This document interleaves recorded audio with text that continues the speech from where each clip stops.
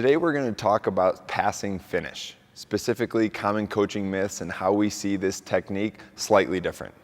When we say finish, we are talking about what happens after players make an athletic move in the right direction and after their hands move to the ball. It is the moment of contact and beyond where we see the most variability. We're going to break down the finish. First, let's talk arms. Myth 1, always freeze the platform or don't swing. Yes, we want to freeze our platform if a D1 outside bombs a jump serve at us, or if the middle rifles a ball over the block. The freeze in our body and arms allows us to receive the impact of the hard-driven ball so we can redirect it with confidence. But what if a free ball comes with no pace, or a float serve moves outside of our body? Fact, our arms need to move at varying speeds to combat whatever comes our way. Less movement for hard-driven balls, more movement for slower balls. Now let's talk body. Myth number 2, we need to get around the ball and finish facing the setter.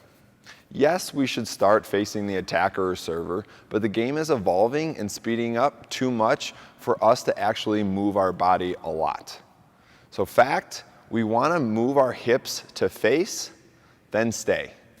We need to open our hips to face where we are contacting the ball and then leave them there as we finish.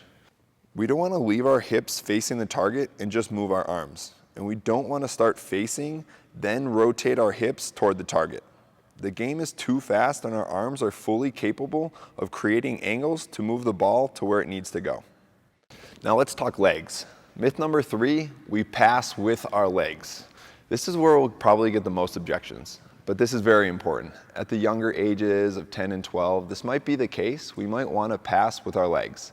Legs can help to move the ball further than if we solely rely on our arms at that age. Once the player is strong enough, their legs should be 40% of the puzzle and their arms should be 60%.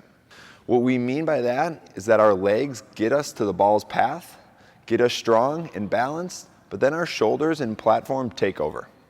So fact, our legs get us there, but the arms do the adjusting.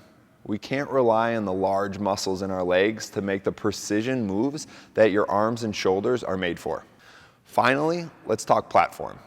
No myth here, but the mistake we see is that when passers finish, it moves across multiple planes. When we finish, we need to always move our platform from low to high in one line rather than moving horizontally and finishing vertically or looping around the ball.